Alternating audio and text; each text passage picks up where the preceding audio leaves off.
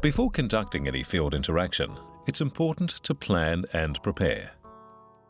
Here you can see Paul planning for his interaction, where he'll be focusing on the current high number of injuries in his work area through line-of-fire incidents. Paul has done his prep work in his office, but it could really be done anywhere.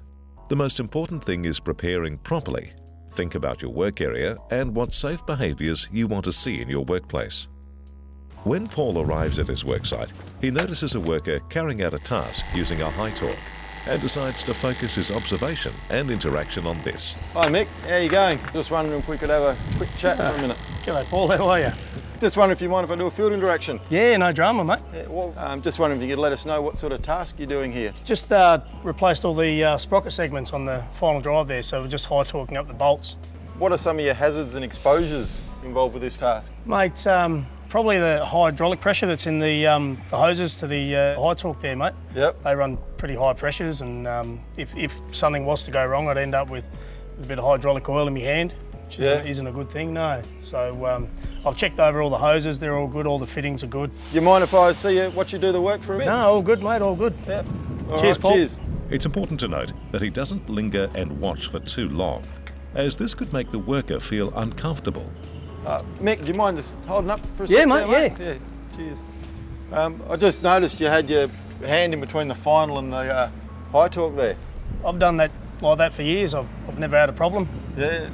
Do you remember Max a couple of months ago? Yeah, I heard about what happened to Max. That's not good, eh? Yeah, he squashed his finger and actually ended up getting amputated. As you imagine, not only is it time off work, it also affects his time at home with his family, with his kids. Yeah, that's... even just simple things like buttoning up a shirt or drawing up your shoelaces. Right. Do you think there's a better way we could do the job? Without sticking hand in between the line of fire there? Well, once I've got it positioned on there, I suppose a hand on the top like that, just to hold it on, and then once I've got it secure, I could hold onto the hoses like that and then power it up. Yeah, no, it's a lot better idea. Yeah, all right. You reckon you could give me a commitment that you'd be able to keep your hands out of the way? Yeah, I mean, thank you for pointing that out. It'll help me in the long run, but everybody I know does it that way. Yeah. So maybe we might have to put something together and get it out to the rest of the crew and the rest of the workshops and let them know what the hazards involved. Yeah, fair enough. Well, how about I give the supervisor a call? Yeah. And we'll see if we can tee up a time for you and I to sit down, and we'll do up some sort of a notice we can share amongst the crews. Yeah, no drama at all. Sounds like a good idea. All right. Well, thanks for that, Mick. And all right, mate. Make sure you stay safe. Cheers, Paul. Cheers. After conducting his successful field interaction, which took less than 10 minutes to do, Paul heads back to his desk to enter the information into BMS and assign tasks based on the actions he agreed with Mick.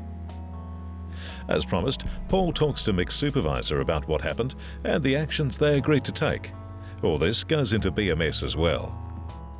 Remember, Step 1. Plan and prepare for the interaction, including research into recent safety incidents so you can decide on the behaviour you want to target. Step 2. Observe the work, looking for both positive and at-risk behaviours. Step 3. Ask about the task at hand and explore any hazards or exposures. Coach the employee to discover the at-risk behaviours and realise the potential consequences themselves.